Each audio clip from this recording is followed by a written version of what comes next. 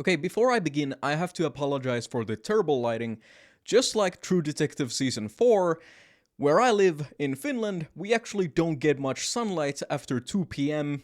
during this time of year, just like Ennis, Alaska in the 4th season of True Detective, which we're here to talk about today. So, I've watched the first episode, I'm recording this before the second episode comes out, so I haven't seen that one. This is just gonna be about the first episode, and I have to preface that I'm gonna be spoiling the first episode. I haven't seen the rest of the episodes, so I can't spoil those, but I'm gonna be talking about the first one. So I'm gonna be trying to recap the show weekly on this channel, and I'm also going to be publishing a retrospective essay on the first season of True Detective on the main channel. Go subscribe to that channel as well if you feel that you're interested in this topic overall. So first and foremost, I have to say that the anticipation for this season has kind of been crazy. Like, people have been touting this season as like the best one since the first one, and I think I saw even one critic say that it is literally better than the first season, which is kind of crazy considering that many people consider the first season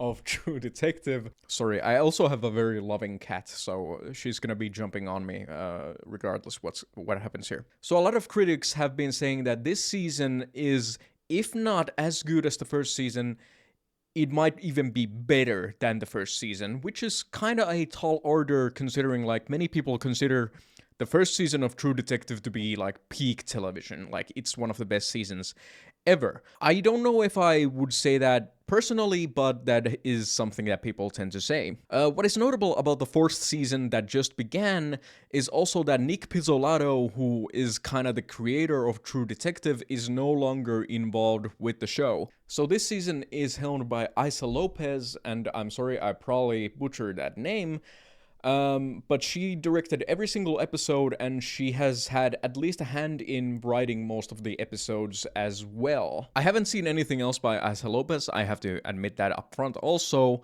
but as she explained on the Watch podcast, this season wasn't even originally conceived as a season of True Detective. This was just a standalone murder mystery narrative that kind of got folded under the umbrella of True Detective. And that isn't a bad thing necessarily.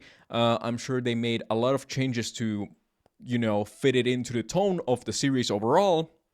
Even considering like True Detective is a anthology series, so there isn't really that much tie-in to the previous seasons.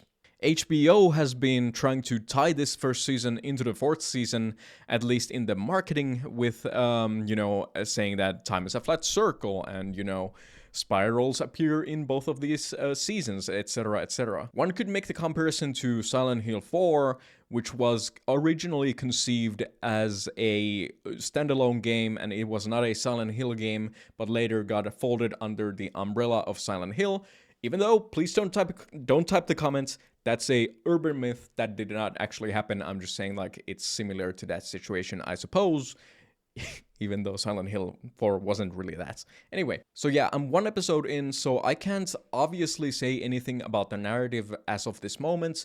I can't really critique it, neither would I like to even critique it in this recap, but there are some notable differences between the first season and this latest season that is running currently. I should also mention that I did rewatch the first season of True Detective rather recently, so it's on my mind. I can't really get it out of my mind when I'm comparing this first season and this fourth season. I won't be comparing this fourth season to the second or the third seasons because I haven't seen those in a while. After they came out, essentially, and it's been a while. But yeah, there are some certain differences in like the subject matter, the tone, the setting, and even to an extent the style of the show. So the setting of the fourth season is this fictional town of Ennis in Alaska, and it's very, very different to Louisiana from the first season, Los Angeles from the second, and I think it was like Arkansas in the third season, I think. Well, anyway, it's very different to those. Like, you have this snowy, dark setting, which is very reminiscent of Nordic noir, let's be honest here. It's very Joe Nisbet the snowman kind of deal, rather than, this gothic horror of the first season, essentially. As someone who lives in Finland, I can't help but to relate to this setting a lot, because just like I mentioned at the beginning, we also live in a perpetual darkness for months on end, hoping for summer to come so we can have some sunlight. So yeah, I really do relate to this setting in this fourth season. There's something really disorienting. This has been mentioned in like numerous podcasts, like The Watch and the Prestige TV podcast, and etc. etc. But there's something really disorienting about the constant darkness in the show. People go to bars, you don't know if it's morning or night. People go to the store, you don't actually know what time it is. A lot of stuff like that. I think a lot of comparisons have also been made to The Thing, John Carpenter's horror classic. And, it is very similar to that, and the show itself even references The Thing in the first episode, and especially how the researchers are found at the end of this first episode is very reminiscent of The Thing. As long as they don't lean too heavily onto it, you have a research station, you have this snowy landscape, you have something like supernatural going on. It's very similar, but I think if they don't lean too heavily on it, I'm gonna be just happy with that, because I personally love The Thing. It's one of my favorite movies of all time, and I overall just love movies that are in this like weird like place where you can't really go outside because it's so cold out there. You will die if you go outside, but there's something inside the area that you live that is trying to kill you. You like, let's go with The Thing is like that. Well, kind of like Alien. What else? The Hateful Eight by Tarantino. Let's see, The Shining. Just a few examples of that happening in narratives. I love narratives like that. It's like my bread and butter. So the subject matter of this season seems to be like the central mystery is about these researchers who have gone missing from the station. And originally I thought that would be pretty interesting. Like usually in True Detective, you have the case, and the case is about a murder. You need to find the murderer. And this time around, it seemed like, a bunch of different researchers went missing. I think there were like 8 researchers missing. And, I was thinking like, okay, this could be a cool subversion. Maybe they don't even die in this. Maybe you discover them holding up somewhere. Maybe that's a thing. But at least some of them have died, as the first episode indicates. So yeah, not a subversion necessarily. Some of them might be alive, but probably not. The supernatural elements also make a return in this season of True Detective. Just like the first season, there's this implication that there's something supernatural going on. I have to say, like, the first episode of this 4th season was far more blatantly supernatural than anything in the first season. So, the first season was kind of this, you were expecting there to be these supernatural elements, but it was mostly just Rust tripping on drugs. I mean, not actually even tripping on drugs. It was he had a brain injury that forced those hallucinations that he called visions into his mind. So first and foremost, this 4th season shows that multiple people in Ennis are having these visions. And it can't be just like brain damage. They all have brain damage. So there has to be something a bit more broad happening. And, at this point, you might expect like it might be supernatural. By the way, just focusing on the supernatural elements so that we all are on the same page. Like, multiple people utter the "she's awake" line. So, and some of the people that utter that line are clearly like ghosts. They could be like traumatic events from these characters' pasts. But, it's more blatant than the first season anyway. There's also the character that finds the bodies. I think she was called Rose, who sees another character kind of do this like dance leading her to the bodies. How does that happen? I don't know. We're gonna find out probably.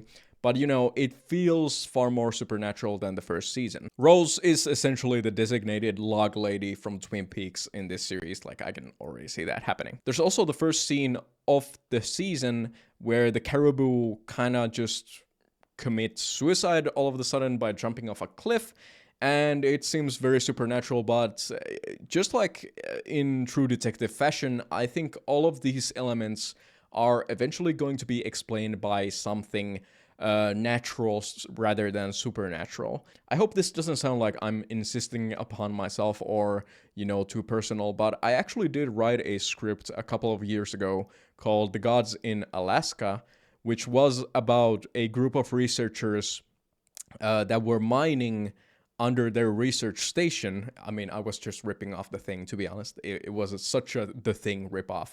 But they discovered this mineral that can prolong human life. And the side effect of this mineral was that the people started seeing hallucinations of their loved ones and the things that they did in the past. Like one of the characters was going to be a killer who had been hiding his, like, you know, killing all of this time, but the, you know, the substance that prolonged human life and caused hallucinations would actually drive him into killing again.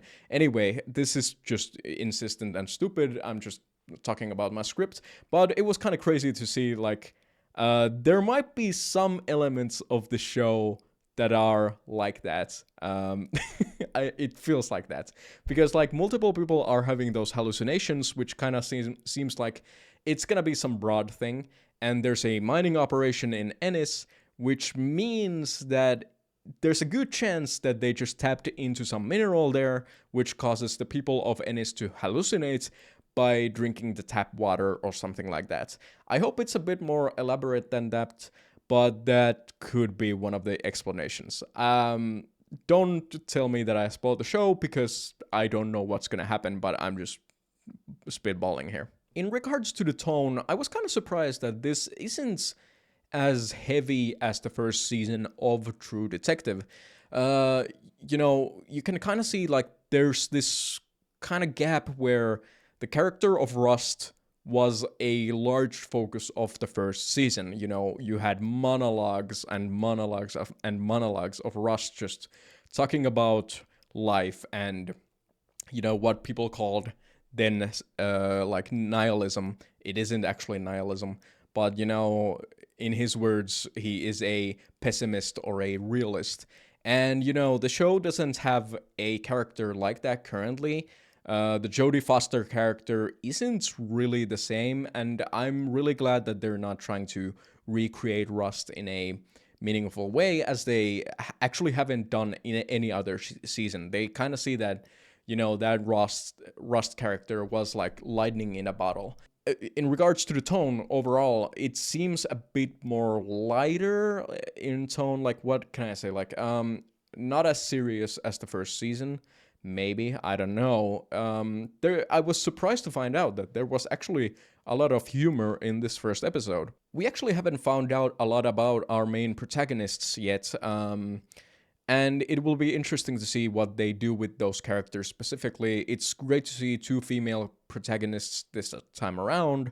You know, it's a first for True Detective, unless you I guess season 2 kinda, but not really like this female fronted ever before. Okay, that was rambling, but yeah, those are my brief thoughts about the first episode of the 4th season. I will be returning with a recap as soon as the second episode airs and I have time to recap it. Okay, thank you for watching. See you in the next one.